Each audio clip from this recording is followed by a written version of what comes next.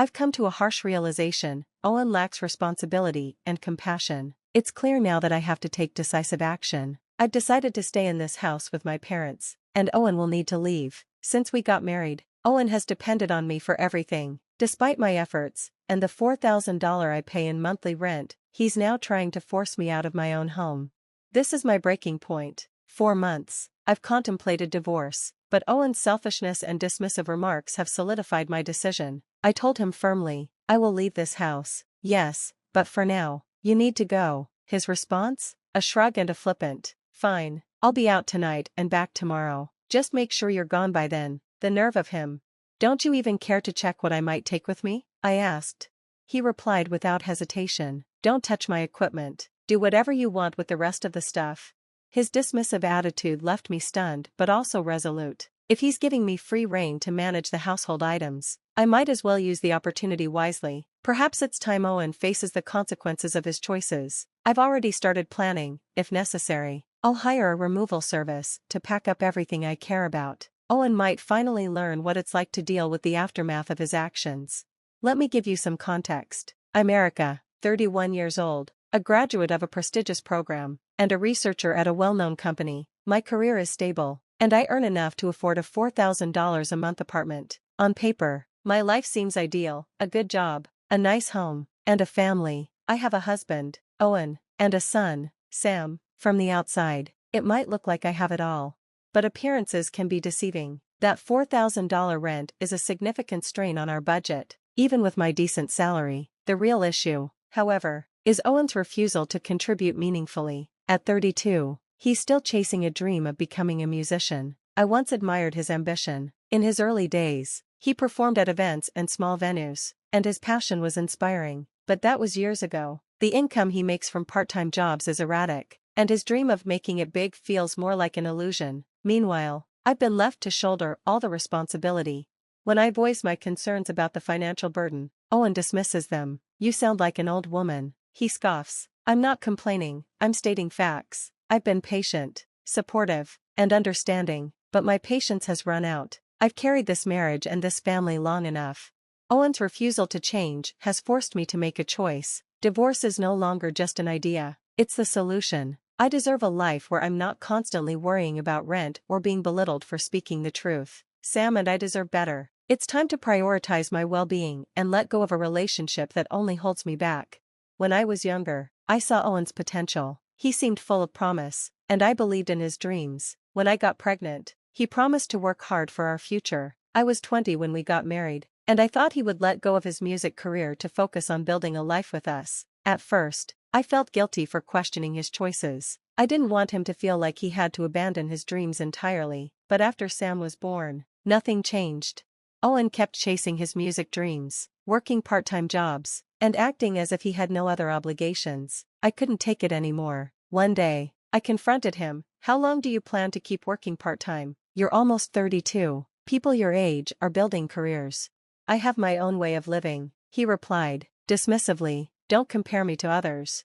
His words infuriated me. Your way of living doesn't mean anything if you're not contributing. Start helping with household expenses.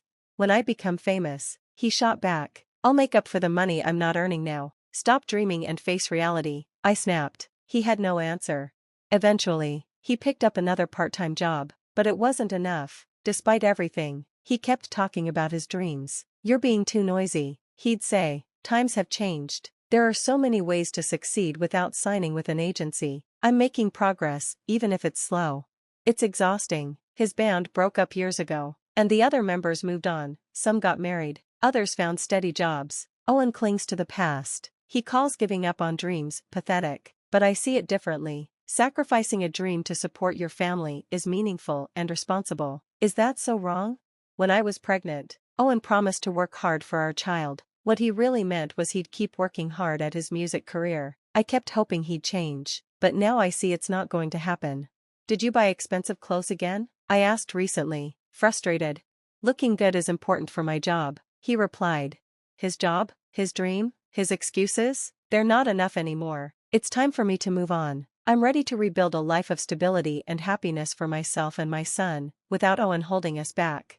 I couldn't believe it. Owen hasn't made a single dollar from his music career. Yet he talks as if he's already a star. It's been 11 years since our son, Sam, was born, and Owen is still working part-time jobs. At nearly 32, he spent years chasing dreams that have yielded no tangible success. Instead of contributing to the household, he spends money on expensive clothes and music equipment. I wish you'd spend less on those things and help with the household expenses, I told him. You can't satisfy hunger with pretense. These things are necessary for me, he snapped back. His attitude fuels our arguments. We try to discuss these issues privately, away from Sam, but in a small apartment. It's impossible to keep our voices from carrying. Sam often overhears, and that's one reason we've considered moving to a bigger place. As our son grows, the apartment only feels more cramped. Sam's 11 now, and this place is too small, I told Owen. Should we move? Yeah, he said nonchalantly. This was your house originally anyway, right? You lived here alone before we got married. Do you have a problem with that? I asked. It's not a problem, he replied, but I'd like to move to a bigger place, maybe a high-rise condo. That would be cool. And who's going to pay for it? I pressed. I'll help with the household expenses, he said, as if it were a great concession. You handle the rent, and I'll cover electricity, gas, and groceries. Please, I really want to live in a high-rise condo. With my salary, it was possible to afford the rent, and his offer to help, even in a small way, gave me a flicker of hope. Maybe this was the push he needed to start valuing money and taking responsibility. Okay, I agreed. I'll look for a place, but since I'm paying the rent, I get to choose where we live. Deal? Deal, he said eagerly. As long as it's a high-rise condo, I'm fine with whatever you pick. I hoped this move would mark a fresh start for our family, but things didn't go as planned. A year after moving into the condo, Owen is still chasing his music dreams, still making excuses, and still breaking promises. Hey, the gas bill came, I reminded him one day. Make sure you pay it before it's debited from my account. I'll give it to you next time, he said casually. When is next time? You always say that, but you never pay, I said, frustration boiling over. Do you think money isn't important? I'm asking for the bare minimum to cover our bills. Why do I have to keep scolding you about this? All you ever do is fuss about money, he snapped. His dismissiveness left me fuming. Owen promised to help with the bills, but it's clear his promises were empty. Thankfully, I set up direct payments for utilities to avoid overdue charges. Otherwise, Owen would likely neglect them entirely. Occasionally, he leaves small amounts of money behind, like the $100 bill I once found on the living room table. For a moment, I thought maybe he was embarrassed to hand it to me directly. Perhaps it was his way of showing he cared, but then I realized I was wrong. He hadn't paid his share of the electricity bill that month either. I do pay sometimes, don't I? Owen argued when I confronted him. It felt like he only handed over small amounts to soothe his conscience. Then there were the lies. One day, he asked me, I want to take my parents on a trip. Can you lend me some money? How much do you need? I asked. $100 should be enough, he replied. I gave him the money, but deep down, I knew it wasn't for a trip. Owen has a habit of lying when he wants pocket money. He likely used it to treat his friends or buy something frivolous. Meanwhile, I'm left paying $4,000 a month for rent. I thought moving into this condo might inspire Owen to take work more seriously, but he continues to let me down. I can't save for the future under these conditions. I'd rather use the money for something meaningful, like Sam's education or our retirement. I've considered divorce before, but now it's becoming a serious option. Then Owen said something that made my decision crystal clear. Hey, we have an unused room, right? I was thinking of clearing it out and making it a space for my parents, he said. A room for your parents? Are you saying they'd move in with us? I asked, surprised. My parents are getting older. We can't just leave them alone, he said, trying to sound noble. I know Owen well enough to see through him. He talks big but rarely follows through. Who does he think pays the $4,000 rent? I also cover all living expenses and our son's education. The idea of taking on the responsibility of his parents as well was unacceptable. I'm against it, I replied firmly. Don't answer so quickly. Think about it for a while, he urged. I have thought about it, and my answer is no, I said again. Why are you being so stubborn? What's wrong with taking care of my parents? Are you telling me to abandon them? You're heartless, he snapped. To an outsider, I might sound selfish, but the problem isn't his parents, it's Owen. If they moved in, I know I'd be the one taking care of them, just as I handle everything else in this household. I will not live with your parents, I said resolutely.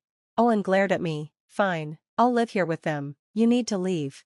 I couldn't believe what I was hearing. Since we got married, Owen has been entirely dependent on me, and now he's trying to kick me out of the house I pay for. His selfishness and irresponsibility made my decision clear.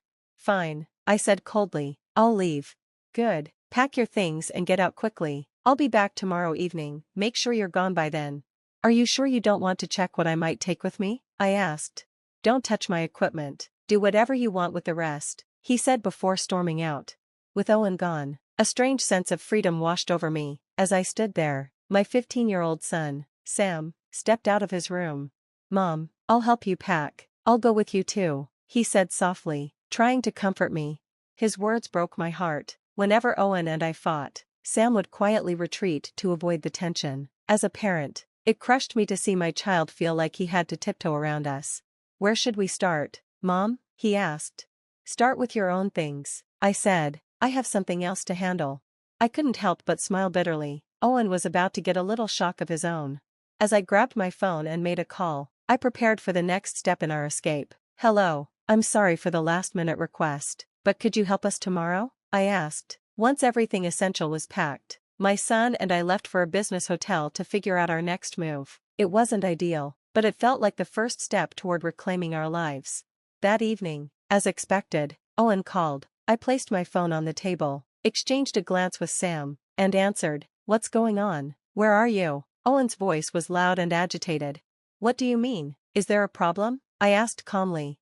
All my clothes and equipment are here, but everything else is gone. Where's the table? The fridge? Did you take them? His panic was palpable. No, I replied. I called a junk removal service. By now, it's probably all been burned. Sam, sitting nearby, chimed in. Owen fell silent for a moment, likely shocked to realize Sam was still with me. What do you mean, burned? He finally sputtered. The furniture and appliances are marital property. You told me I could do whatever I wanted with everything except your equipment, so I did, I said. How am I supposed to live now? He yelled. If you need furniture, buy new ones. In the meantime, use your amp as a chair or wrap your guitar in a towel for a pillow, I replied, unable to keep the sarcasm out of my voice. That's not funny. How could you do something so nasty? He snapped. We're getting a divorce, I said firmly. Yes, I understand, he replied, trying to sound unaffected. I knew he thought this was just another argument, but I had made up my mind. His response only strengthened my resolve.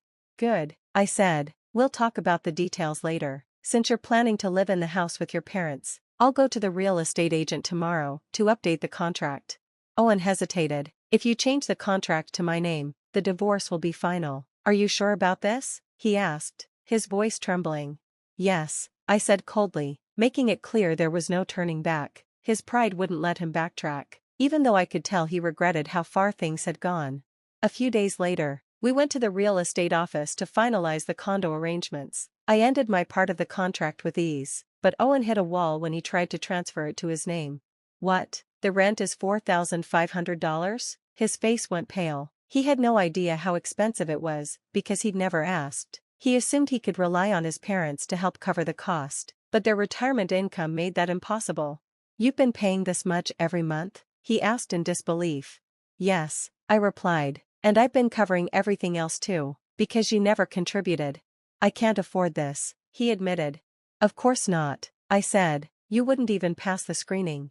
The real estate agent confirmed this, and Owen sat in stunned silence. So, what do I do now? He finally asked. If you can't sign the contract, you'll have to leave, I said matter-of-factly. Owen's face reddened, a mix of anger and humiliation.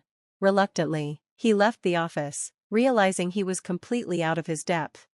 After the divorce was finalized, Owen's life fell apart. When I informed his parents about the situation, they decided to stop supporting him until he found stable work. Unable to rely on them, Owen struggled to rent even a small apartment. His freelancing income was too unstable to sustain a music career, and at 32, his chances of finding a regular job were slim. Meanwhile, I found a new apartment for Sam and me. The rent is much more affordable, and I can finally use my income for meaningful things like our future. While I don't fault anyone for chasing their dreams, I found peace in creating a stable, happy life for my son. That's what truly matters to me now.